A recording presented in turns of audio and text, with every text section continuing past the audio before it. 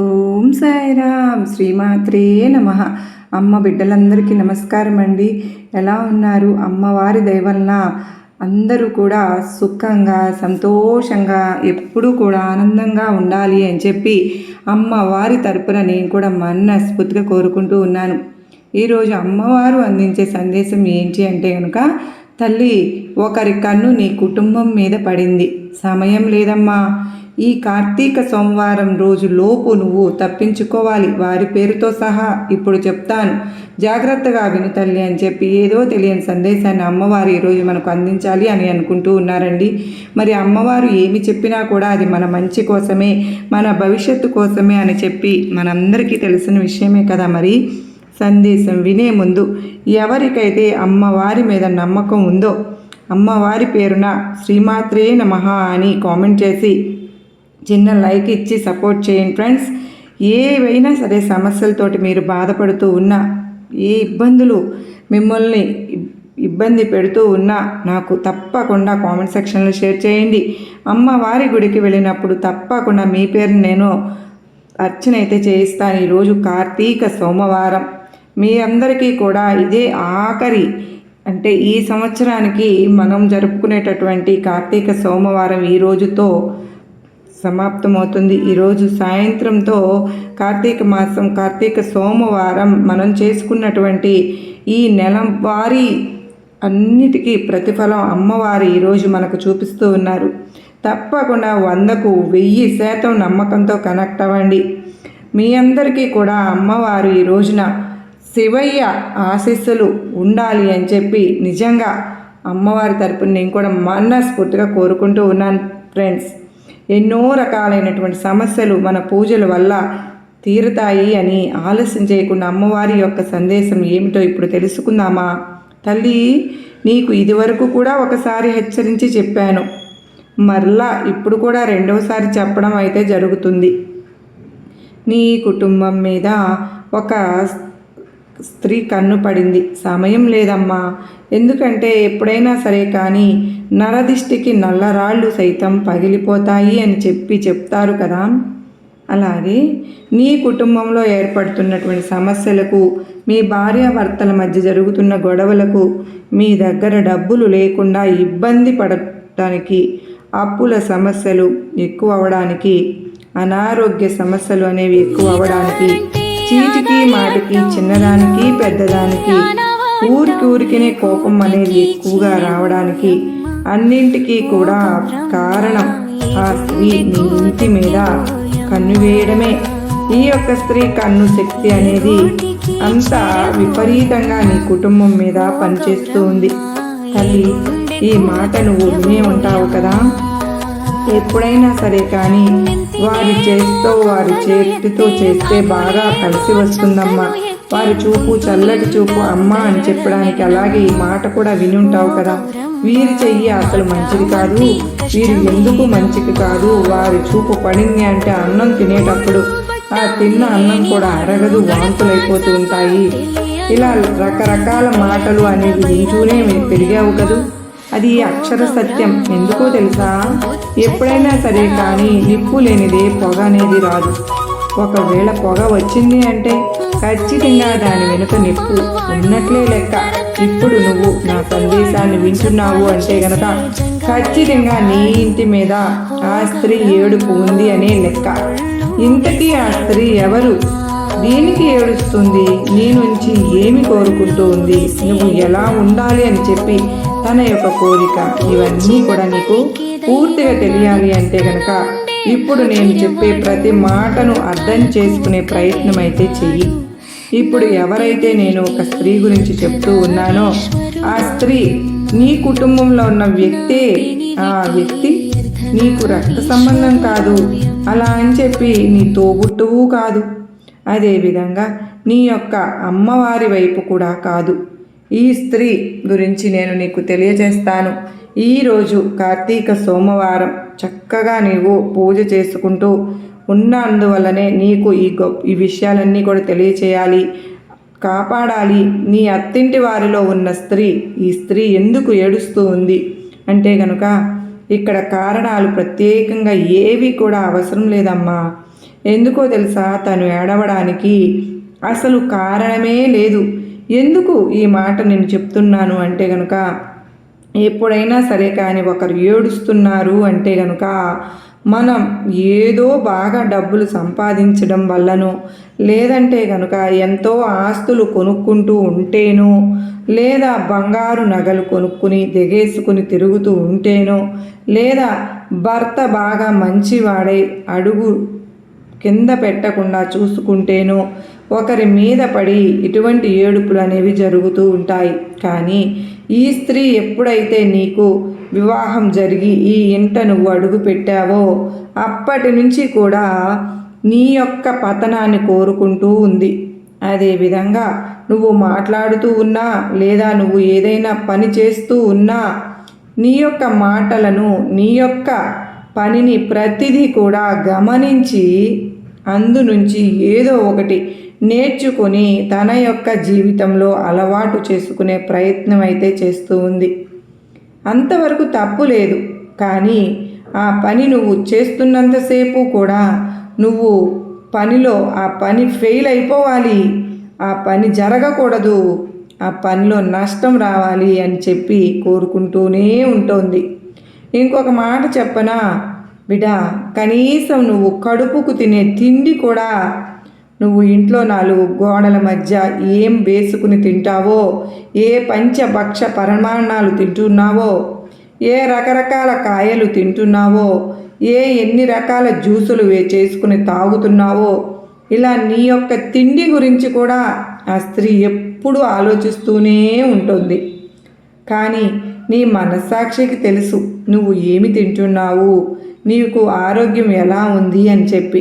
కానీ నువ్వు సంపూర్ణ ఆరోగ్యవంతురాలిలాగా ఉన్నావు అని చెప్పి, నీకు అసలు ఎటువంటి అనారోగ్య సమస్యలు అనేవి లేవు అని చెప్పి కమ్మగా తింటున్నావు, కంటి నిండా నిద్రపోతున్నావు అని చెప్పి తను అపోహపడుతూ అదే నిజం అనుకుని నీవు ఇంత అదృష్టాన్ని పొందావు అని చెప్పి ఏడుస్తూ ఉంది.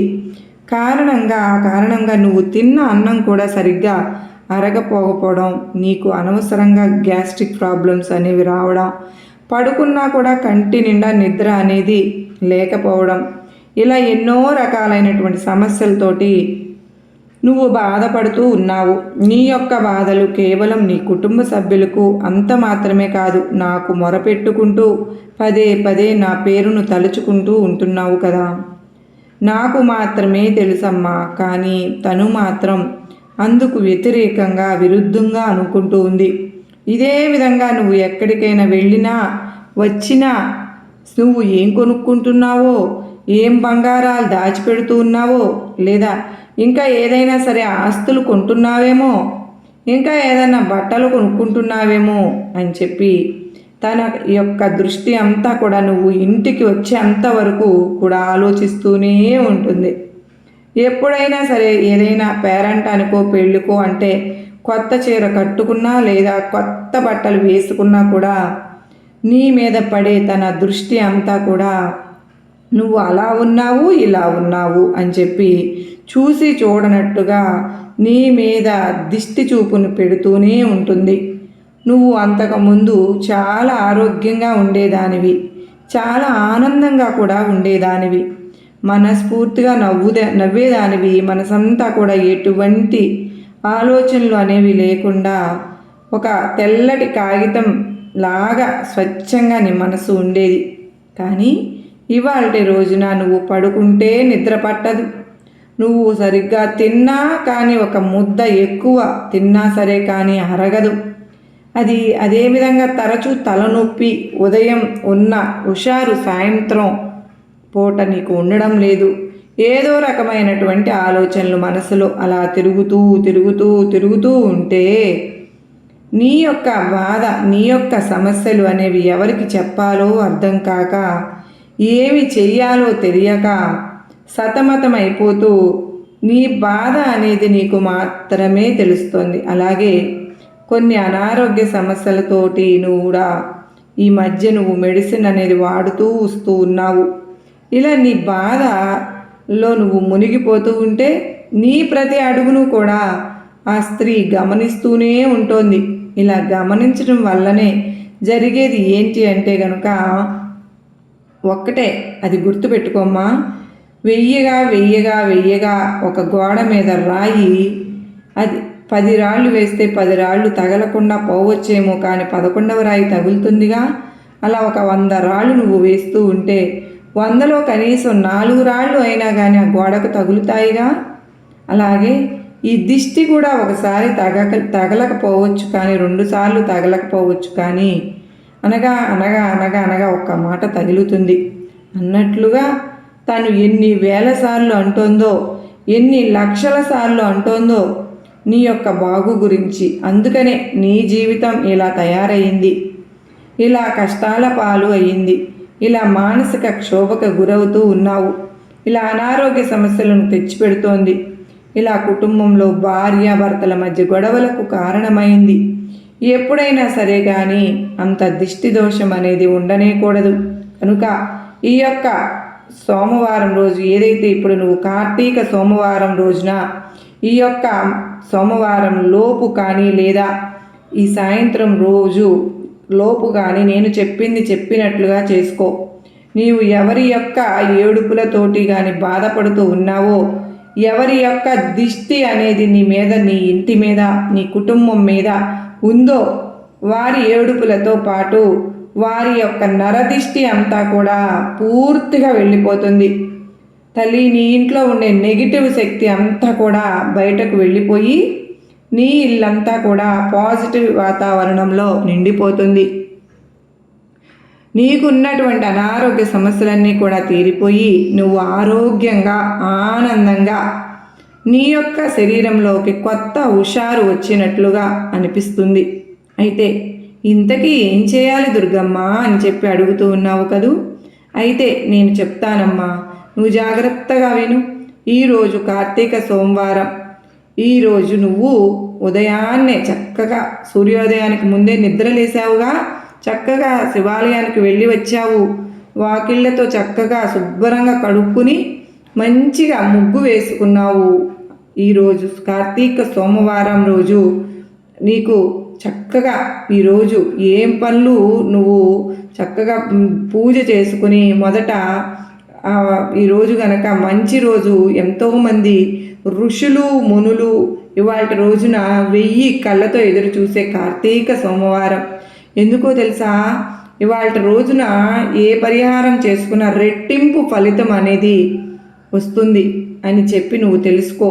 కనుక ఈరోజు చక్కగా వాకిళ్ళు కనుక్కుని ముగ్గు పెట్టుకున్న తరువాత ఇంట్లోకి వచ్చిన తరువాత ఒక బకెట్ నీళ్లు తీసుకుని ఆ బకెట్ నీళ్ళల్లో ఒక గుప్పెడు రాళ్ల ఉప్పు వేసుకుని ఆ రాళ్ల ఉప్పు వేసిన తరువాత నీటితోటి ఇల్లంతా కూడా శుభ్రంగా తుడుచుకుని ఇల్లంతా కూడా ఈ ఉప్పు నీళ్ళతోటి తుడవడం వల్ల ఇంట్లో ఉండే నెగిటివ్ ఎనర్జీతో పాటుగా ఎటువంటి నరదిష్టి ఉన్నా, కాళ్ళ వెంటబడి వచ్చిన ఏదైనా కానీ, చీడ పేడ దుష్ట శక్తులైనా సరే కానీ, అంత మాత్రమే కాదు నకారాత్మక శక్తులతో పాటుగా ఇంట్లో ఉండే జ్యేష్ఠాదేవి కూడా మురికి నీటి రూపంలో బయటకు వెళ్ళిపోతుంది. ఈ విధంగా నువ్వు తుడుచుకున్న తరువాత ఇల్లంతా కూడా పసుపు నీళ్లు చల్లుకో. ఈ విధంగా పూర్తయిన తరువాత ఈరోజు కార్తీక సోమవారం కనుక స్నానం కూడా సూర్యోదయానికి ముందే అయిపోయింది కదా. చక్కగా ఈ విధంగా నీళ్ళల్లో కూడా నేను ఎప్పుడు చెప్పినట్లుగా పసుపు వేసుకుని చక్కగా ఒక చెంబు నీటిలో చేతిలో పట్టుకుని నీకు ఎవరి పేర్లు అయితే నదుల పేర్లు గుర్తుంటాయో అవన్నీ కూడా గంగా, యమున, సరస్వతి, కావేరి, కృష్ణ, గోదావరి, తుంగభద్ర, ఇలా చక్కగా నీకు ఎవరి నదీ దేవతల పేర్లు గుర్తున్నాయో అన్నీ చక్కగా ఇదివరకు చెప్పినట్లుగా చేసుకున్నావు.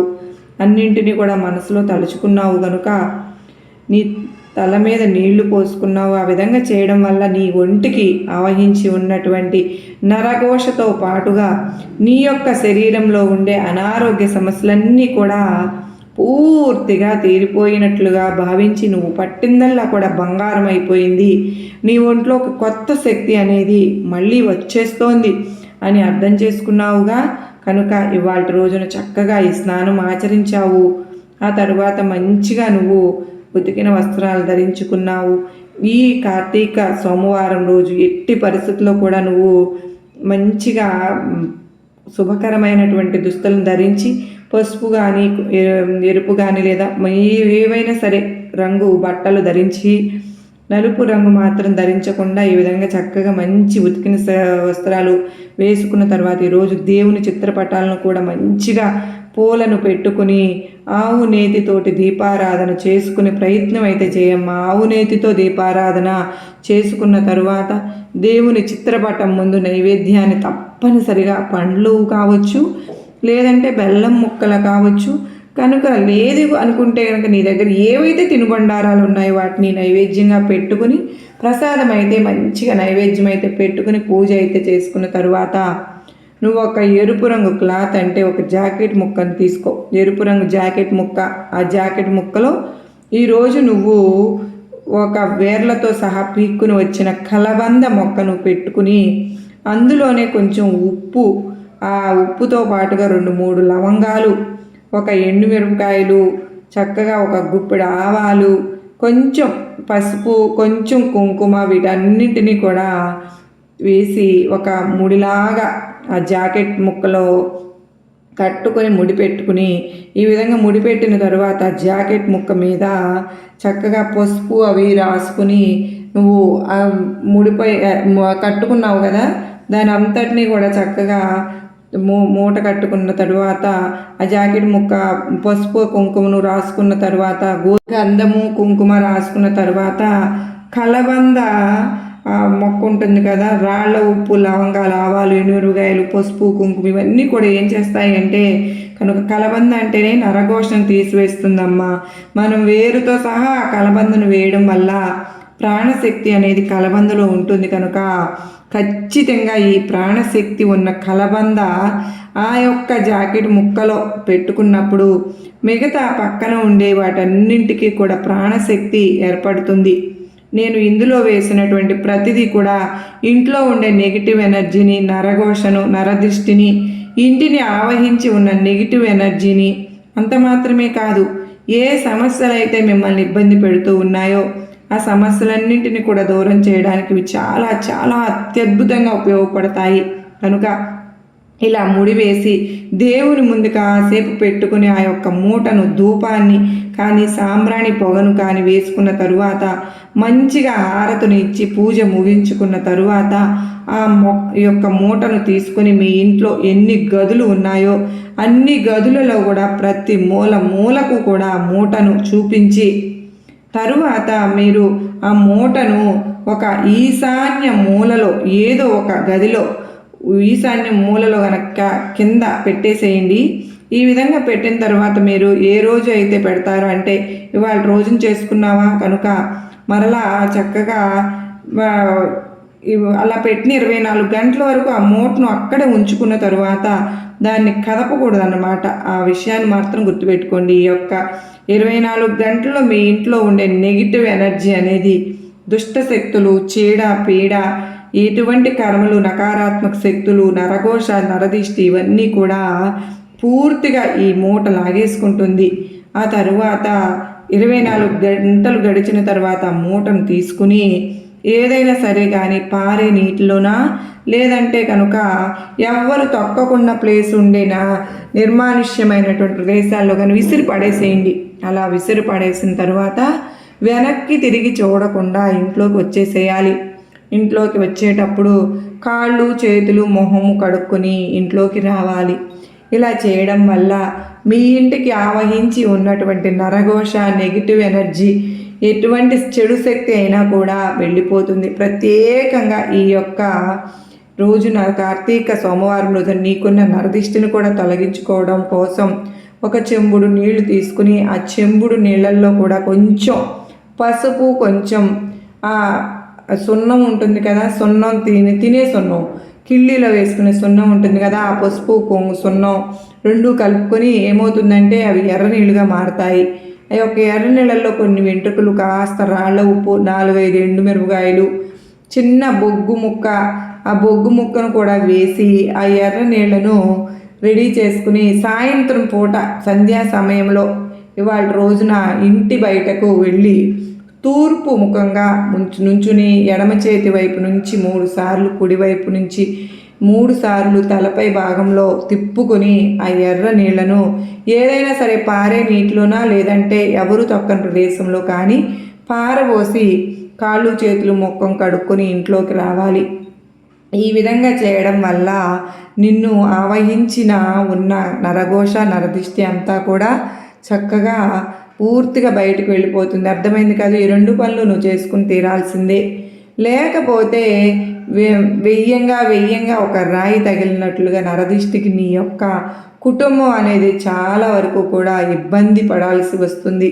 చక్కగా చాలా వరకు కూడా నువ్వు అనారోగ్య సమస్యలతో బాధపడాల్సి వస్తుంది.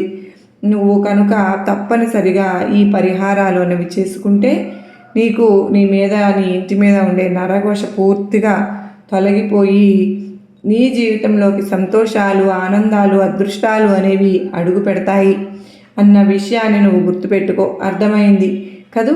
మరి ఈరోజు అమ్మవారు చెప్పాలి అనుకుంటున్న సందేశం ఏంటో మనందరికీ తెలిసింది. ఆ స్త్రీ ఎవరు అనేది కూడా మనకు అర్థమైంది కనుక అమ్మవారు చెప్పినట్లుగా చేసుకుని మన జీవితంలో అదృష్టాలను ఆహ్వానించుకుందాం. ఈ వీడియో మీ అందరికీ కూడా నచ్చింది అనిపించినట్లయితే ఈ వీడియోకి ఒక లైక్ అయితే ఇవ్వండి. ఇచ్చిన తర్వాత చక్కగా మీరందరూ కూడా చిన్న కామెంట్ సెక్షన్లో శ్రీమాత్రే నమః అని చెప్పి కామెంట్ చేయండి. మొదటిసారి మన అమ్మ సన్నిధి ఛానల్లోకి వచ్చినట్లయితే మన ఛానల్ని సబ్స్క్రైబ్ చేసుకుని సపోర్ట్ చేయండి. మరలా మరో చక్కని వీడియోతో మళ్ళీ కలుసుకుందాం. అంతవరకు అమ్మవారి యొక్క ఆశీస్సులు మన కుటుంబ సభ్యులందరిపైన ఎల్లకాలం ఉండాలని మనస్ఫూర్తిగా కోరుకుంటూ మీ అందరూ కూడా అష్టైశ్వర్య ఆయురారోగ్యాలతో ఎప్పుడూ ఉండాలని చెప్పి ఆ తల్లిని మరొక్కసారి వేడుకుంటూ ఆ తల్లి ఈరోజు చెప్పినట్లుగా ఎప్పుడైనా సరే కానీ మనందరము కూడా చక్కగా ఈరోజు కార్తీక సోమవారం కనుక అమ్మవారు ఏది చెప్పినా మనకు ఈరోజు రాత్రి లోపు స్వయంగా శివయ్య అనుగ్రహం మనందరికీ కూడా ఉండాలి అని చెప్పి నేను కూడా మనస్ఫూర్తిగా కోరుకుంటూ ఉన్నానండి. తప్పులు నేను శిక్షించవు అని చెప్పి అమ్మవారైతే మనకు ఆ శివయ్య ఆశీర్వాదాలు ఇస్తూ ఉన్నారు. సర్వే జనా సుఖినో భవంతు.